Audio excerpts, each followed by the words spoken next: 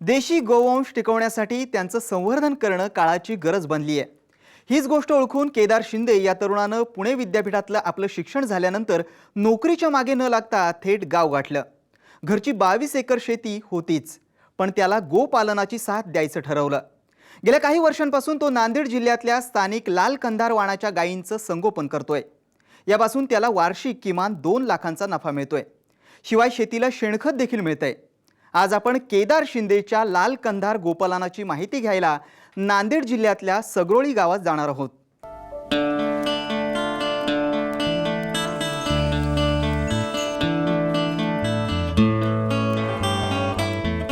नांदेड जिल्ह्यात बिलोली तालुक्यातल्या सगरोळी गावी केदार शिंदेंची 22 एकर कोरडवाहू शेती आहे। या शेतीतून फारसं भागत नव्हतं, म्हणून केदार यांनी उच्च शिक्षणासाठी पुणे गाठलं। पण शिक्षण घेत असताना त्यांना ग्रामीण कृषी अर्थव्यवस्था आणि त्यामध्ये देशी गोवंशाचं असलेलं महत्त्व लक्षात आल्यानंतर त्यांनी गावी येऊन स्थानिक लाल कंधार वाणाच्या गायींचं संगोपन सुरू केलं। माझ्याकडे वडिलोपार्जित गायी होत्या आधी, पण गावठी होत्या, पण मला लाल कंधारी गायीमध्ये गायी वाढवायच्या होत्या। त्यामुळे मी माझ्या गावठी गायी कमी करून त्यात सुधारणा करून लाल गायींचा कळप केलाय। आता माझ्याकडे 6 गायी मोठ्या आहेत, 4 कारवडी आहेत, 2 वळू आहेत। कारवडी तशाच ठेवल्या जातात, वळू मात्र विकल्या जाते। वळूमधून वर्षाकाठी जवळजवळ 70 ते 80 हजाराचं उत्पन्न मिळतं। कारवडी मात्र तसेच ठेवल्या जातात। दुधाचं काही नाही, त्यामध्ये आम्ही दूध काही काढत नाही, त्याचं पूर्णपणे वासरांना पाजवलं जाते। आणि उरलेल्या गायींपासून आम्हाला शेणखत मिळतो शेतीसाठी त्याचा चांगला वापर होतो।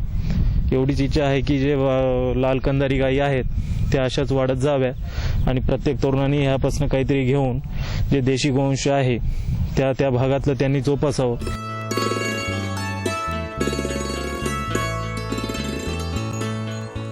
केदार शिंदेंचे वडील खंडेराव शिंदे यांनी आपल्या मुलाला शेती आणि गो संगोपन करण्यास प्रोत्साहन दिलंय। सध्या केदार यांच्याकडे 6 देशी गायी, म्हशी आणि कोंबड्यांचं संगोपन होतं। आजच्या स्पर्धात्मक युगात शहरात जाऊन काही करण्यापेक्षा गावातून बरंच काही करता येईल असा त्यांचा विश्वास आहे।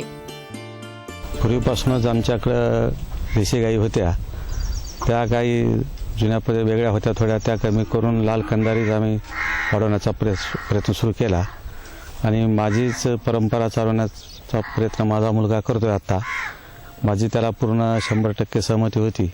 बाहेर कुठे न जाता त्यानं आपल्याच क्षेत्रामध्ये आपल्याच ज्या काही परिसरातल्या लाल कंधारी गायी आहेत आणि उस्मानाबादी शेळ्या आहेत त्या एकत्र करून म्हणजे पोसून जास्तीत जास्त कसा फायदा होईल या दृष्टिकोनातून प्रयत्न करावा अशी माझी इच्छा होती। आज केदार शिंदेंना लाल कंधार गो संगोपनातून वार्षिक 4 ते 5 वळूंची शेतकऱ्यांना विक्री करता येते। त्यापासून त्यांना किमान 2 लाख रुपयांचा नफा मिळतो। शेतातल्या चाऱ्यावर गायींची गुजरण होते, तर औषधांचा खर्च वगळता शेतीला चांगल्या दर्जाचं शेणखत मिळतं, हा जास्तीचा फायदा होतो। वर्षाकाठी वळू विक्रीतनं मला जवळजवळ 1 ते 1.5 लाखाचं उत्पन्न मिळतं। तेवढं पुरेसं आहे। शेतीला जोडधंदा आणि वैयक्तिक काही विशेष लक्ष न देता तेवढं उत्पन्नात मी समाधानी आहे आणि माझं मानसिक समाधानही मिळतं की देशी गोवंश जपण्याचं तेवढं पुरेसं आहे मला। लाल कंधार गायी आणि गोराचं संगोपन करताना शिंदेंनी स्थानिक कृषी विज्ञान केंद्राच्या मदतीने वर्षभर पुरेल अशा पद्धतीने हिरव्या चाऱ्याचं नियोजन केलंय।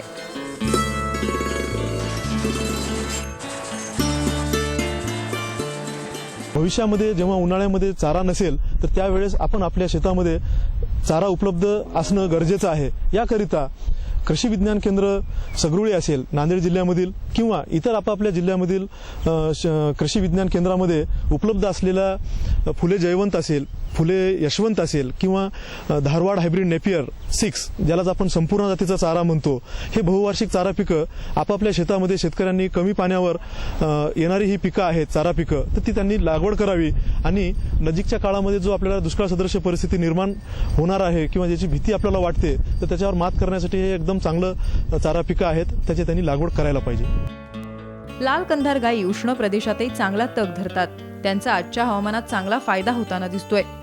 शिंदेंकडे 6 गायी, 2 बैल आणि 8 लहान वासरं आहेत, तर म्हशी आणि कोंबड्या देखील आहेत। यापासून त्यांना वार्षिक किमान 3 लाख रुपयांचा नफा मिळतोय। या शाश्वत उत्पन्नामुळे शिंदे यांचा आत्मविश्वास वाढलाय। आजच्या स्पर्धात्मक युगामध्ये गावातला तरुण शहराकडे वळत आहे आणि नोकरीच्या मागे लागत आहे, पण त्या जीव घेण्या स्पर्धेपेक्षा मला असं वाटतं की शाश्वत जे आहे आपल्याजवळ शेती हा व्यवसाय परंपरागत आहे तो प्रत्येक तरुणाने करावा आणि आवडीने करावा. नक्कीच त्यामधनं त्याला लाभ मिळेल आणि मानसिक समाधानही मिळेल. गायींचे संगोपन करताना त्यांना वेळेवर चारा पाणी देण्याबरोबरच लसीकरण आणि वेगवेगळ्या ऋतूंमध्ये त्यांची काळजीही घेण्यात येते. देशी गोवंश वाचवण्यात आणि तो वाढवण्यात शेती तसंच ग्रामीण अर्थकारणाचा हित असल्याचं शिंदेंच्या लक्षात आलंय. त्यामुळे ते तरुणांना देशी गोवंश सांभाळण्याचं आवाहन करतायत. ही अशी एक इच्छा आहे, देशी गोवंश वाढवावा आणि त्यासाठी सातत्याने मी प्रयत्न करत आहे. ज्या कोणी इच्छुक शेतकरी असतील, जे यांना खरोखरच जर देशी गोवंशाबद्दल कृतज्ञता वाटत असेल आणि त्यांना वाढवायची इच्छा असेल तर माझ्याकडे लाल कंदारी वळू आहेत. ते वर्षभर मी पुरवत असतो शेतकऱ्यांना आणि वर्षाकाठी 4 ते 5 वळू होतात माझ्याकडं आणि वयात आल्यावरच मी त्यांना विकतो. लहानपणापासून मी त्यांचा व्यवस्थित सांभाळ करून वयात आल्यावर त्यांना विकतो. आज देशात मोठ्या प्रमाणात देशी गोवंश झपाट्याने कमी होतोय. त्याची घटणारी संख्या शेतीसाठी आणि कृषी ग्रामीण अर्थव्यवस्थेसाठी चिंतेचा विषय बनलीय. असं असताना केदार शिंदेंसारखे उच्च शिक्षित तरुण गोवंश वाचवण्यासाठी करत असलेली धडपड ही इतर तरुणांना नक्कीच प्रेरणादायी ठरतेय. नागेश रायरकरचा ब्युरो रिपोर्ट, साम टीव्ही, नांदेड.